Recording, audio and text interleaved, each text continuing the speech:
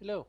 Some of you asked about doing this kind of snow deformation on a landscape or terrain. Uh, the thing is just you can't use UV heat from location like UV trace. For some reason, it doesn't work as it should do. Like I can't get out any UV hits, um, which is where it's a bit sad. But from trains I just can't do it, but from everything else it works just fine. So I'm not sure what specifically the reason is, but yeah, that just means you have to do a bit more calculations if you're gonna do it directly on the train instead of doing the way I showed, where you export and import the train. So yes, I'm gonna show you this. So let's do a new map, file new level, default, and let's delete this, and let's create a quick terrain. I'm just gonna take a note of this overall resolution. You want to take this, whatever this is, because this is in Verts, you want to take that -1. So it's 504 you need to remember. So just make that now. Gonna use that for later calculation. You kind of need that to make it more precise. Um, okay, so we just create just to have something to look at, and let's create and our light mass importance volume. There we go. I did a couple of zeros.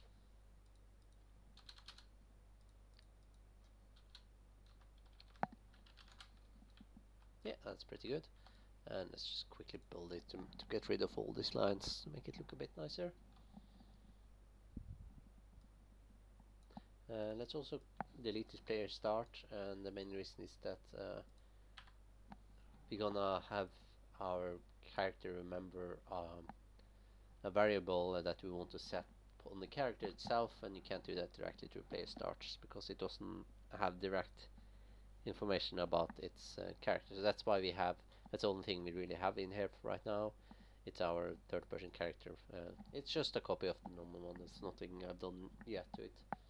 Okay, so but let's after done this, let's create a quick material and let's open it. Okay, and so this is probably the most advanced material, but it's not too advanced. It's not too difficult. So let's go down to PNG triangles and don't set crack-free displacement. For some reason, it just doesn't work with it. It might be that what we're doing is too small or something. I'm not completely sure. And set this to 100 to make it look a bit nicer because it moves it up.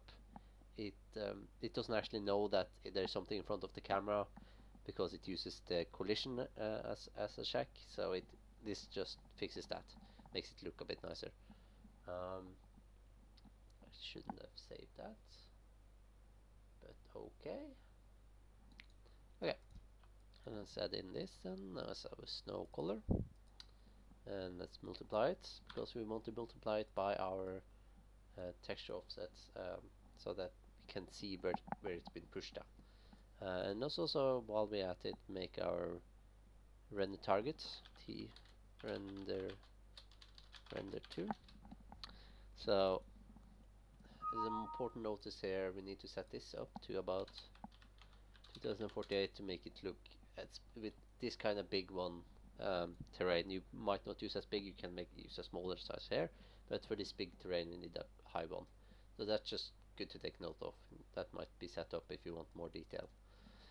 Okay, and let's just put this into base color, and then let's create our um, offset, snow offset. Yes, so we need to offset in blue direction. Mix this up. Then we want to multiply it. Vertex normal to mask out the blue one, the blue channel. So we only want up and down, and we want to multiply this by our snow offsets. Make parameter, and then just call it like snow offset, and default value around 100, so it's about a meter up. and then if you put this straight into world replacement, you will see it's being pushed up and down like that. So now we want to have we want to offset it wherever we are walking, and here is where you hold in, you click normal left click, then you get this. And on the other tutorial I showed how you should actually change it to coordinate index 1, because that's the light map, and the light map is always, it never overlaps anywhere, so it's always the whole thing at once, and it works very good for the most things. But in this case, sadly, we can't use it because 1 isn't like normal light map. It might be, but it looks strange. It doesn't work as I wanted to. 2, 3, and 4 doesn't do the same thing. 4 was the closest thing, but I couldn't scale it up right. It didn't work properly. And 5 I thought worked, but in the Sims it didn't actually work. So we have to use 0 for this, which means a bit calculation is needed. And then we multiply this out because we actually want to scale this, and let's convert this parameter, and this is the scale. Yeah, just scale. And here is where what we made earlier with what I noted earlier with this overall resolution is where we need. So the overall resolution -1. That's what we want there, and that's why also you could use 2 vector, so that if it's not perfectly square, you could rectangle, you could have a different multiplication per vector. But yes, so what we want is for the scale we want 1 divided by what that number, which is 504. So it's the resolution -1, and then you get the right scale for this. And if the scale isn't right, it won't look right in the end. So that's why that needs to be right. And here we can drop this in, and that's the UV for this texture. So let's make that proper. And then we do a clamp out of this. We don't want it to go above 0 and 1. We want it to keep inside, and 1 minus, because we want the inverted of whatever it gets, because we're gonna use add so that it adds white, but it's easier to multiply this by basically if you multiply 0, it goes down to the base level or the grounds where the collision is. So that's the easiest way I found to do that. And we also do this out and do a quick clamp. Set it 0.5 so that we don't get complete black, because when we add on this it will go white, but then -1 becomes black. So we darken whatever we walk on, and that's the main reason for this. And that should be all for that.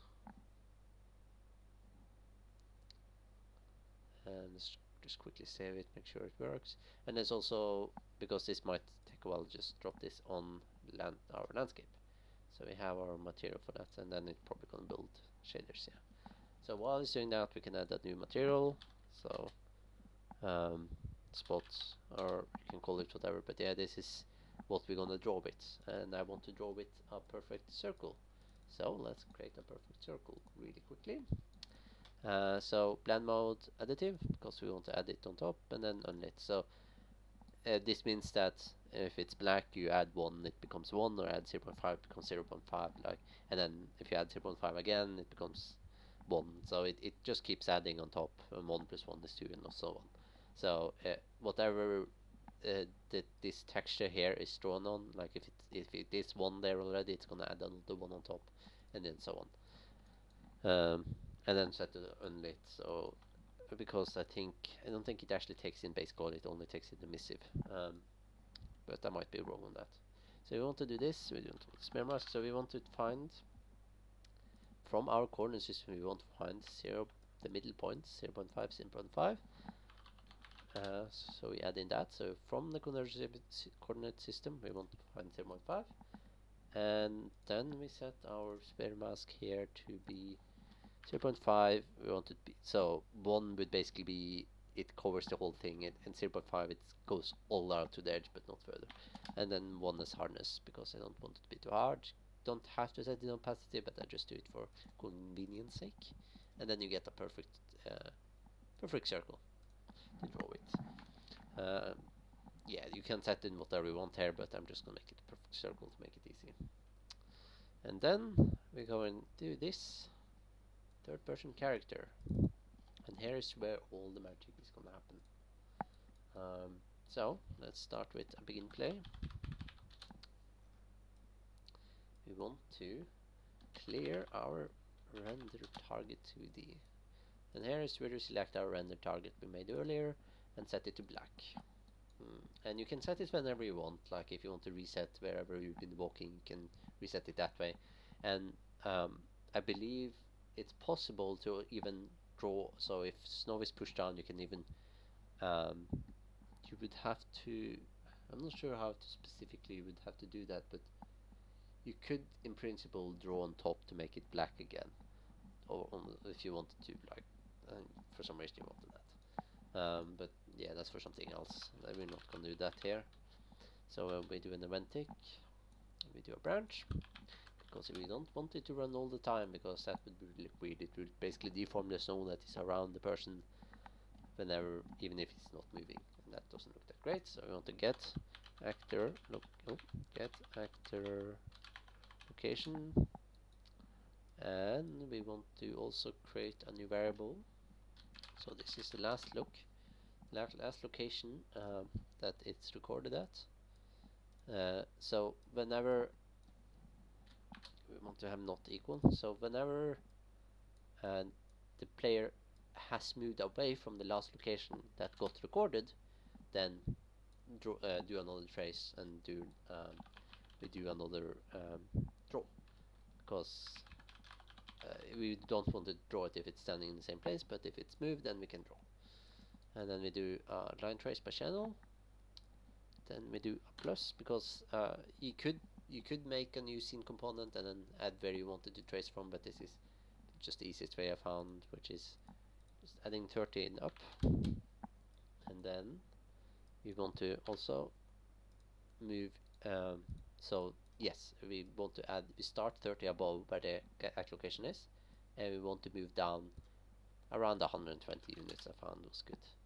And then we can also do a quick promote variable for this. So this is our trace down amount or length. So this is how much we want to trace down. So that's end trace. Just move it out to look nice. And then just save it quickly. We do split. So many people you'd see probably break this off, but I like splitting it and get everything in bonds, much easier. And then we do a branch here, and then we do from out hit actor, we want to do an equals, because we want to check if what the trace hit is indeed, I'm going to make a new variable, but this should be the landscape. So we want to check if whatever it hit is indeed our landscape. If it is, then we want to draw on it. But if it's not hitting the landscape, then we don't care. So it's only if we're hitting our landscape that it should care. Okay, so then we do want to actually set our last location. So that means that basically, oh, okay, so we want to draw, then we want to set, okay, so this is our new location, and then we just set this in here, and then saying here is where we're drawing from, so that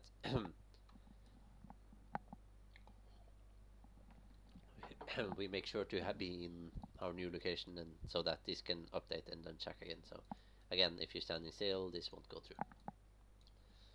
And then out here we want to get actor location.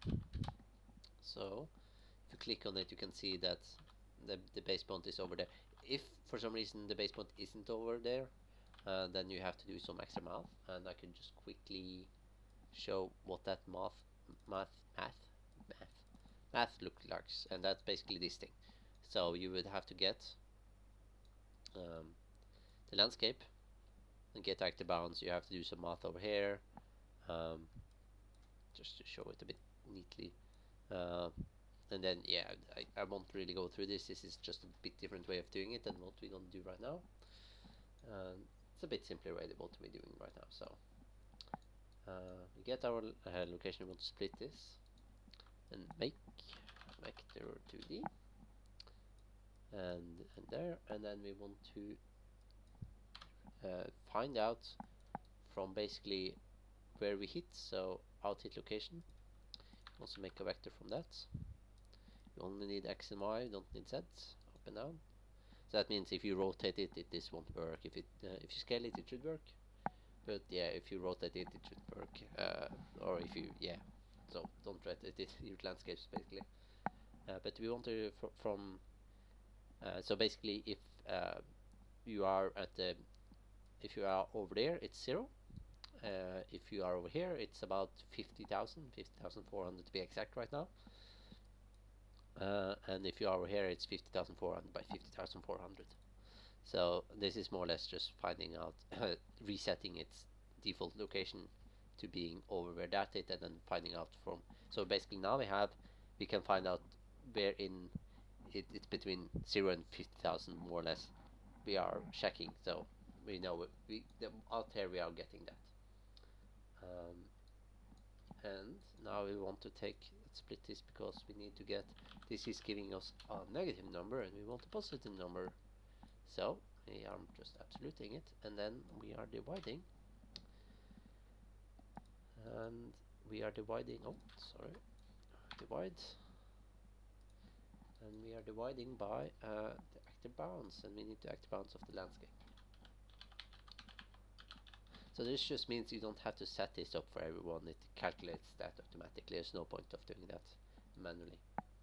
And then we do multiply of this because this is only showing half, so it's only showing from middle and out, and we want to basically find from one point to one side to another, and that means we have to multiply it by 2. And after that we can put this into this and this. So we are basically converting this from an output that's from 0 to 50,000 to 0 to 1. So when we divide it by this, we get between 0 and 1 in both of these, and then we make a vector 2D. And now we have basically, this is how we got our UV location. We have to do this kind of math to get it. So now we can use this to begin the raw canvas render targets. Make sure to set the render target we made earlier. Then we set canvas material and scale. This is just the quickest way to set the location of whatever we want to draw, and here is where we use our position we just made. The scale is something really ridiculously small, 0.01. This will of course be bigger the bigger the smaller the landscape is. So you can set that probably higher. And then we do draw material. So canvas draw material. Just to quick show, you can draw polygons. So you could draw a polygon through that, and you could draw triangles. You can draw texture directly. So if you just have a texture you want to draw, you can do that too. You don't have to make a material specifically for it, but with the material I find I have more options. So, but in this case we want to draw our material mid. So that's the spot material, and then the screen position into screen position, and screen size, and just drop this up here to make it a bit nicer. And that's it for that. And then we just have to end draw. You might not need to end draw, but this is just to save some memory, I believe. I'm not sure, I haven't actually tested it myself, but I see everyone use it, so I'm guessing it's quite important. But yes, this should be everything. So now we need to drop our third person character into here. Then we need to make set, oh yes, I forgot to do that, so we need to go back into our here. I need to make sure that this is, you can set this and this probably too. So save that. So now we can set our landscape, and this is the way you have to do for each level, individual or each landscape. Oh, and yes, this flickering. Let's quickly fix that, and that's as quickly as the positive Z bounce, because we're pushing it up around 100. So just set it to positive C 100. So I can just quickly show how that would look without. But let's just finish this. We also need to set the auto possess here. To possess player when you set 0, so make sure that we possesses this one, that already set this variable. You could probably set this variable, you could probably get all landscapes and do it that way, but I do it this way. And then we hit play, and there we go. And yes, there we go, see, the flickering. And that's because it's actually, I'm not 100% sure why, because this would show anyway, but the quick way to fix that, I think it's because it's expecting it to be further down than it really is. So just set the positive C bounds to around 100, as I said, and there we go.